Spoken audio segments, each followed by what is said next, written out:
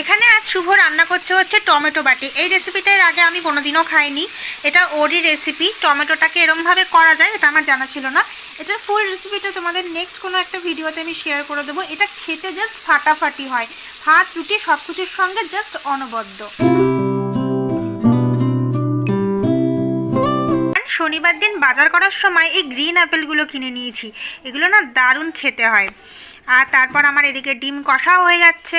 Sunday মানে এত কাজ ছিল, তো এদিকে সেরকম কিছু এবার মাংস টাংস রান্নার দিকে যায়নি, রান্নার প্লেন সিম্পলের ওপর ঝাল ঝাল ডিম কষা আর কি চাই। আর এদিকে ফ্রিজটা ক্লিনিংয়ের পরে আমি পুরো ভিউটা তোমাদের সঙ্গে শেয়ার করে দিচ্ছি। দেখো কি সুন্দর লাগছে। কে বলবে যেটা 3 বছর পুরনো? কেউ বলবে? এত ভালোভাবে ক্লিনিং করে দিয়েছে, একদম ঝকঝকে তকতকে, দেখেও ভাল লাগছে নিজের।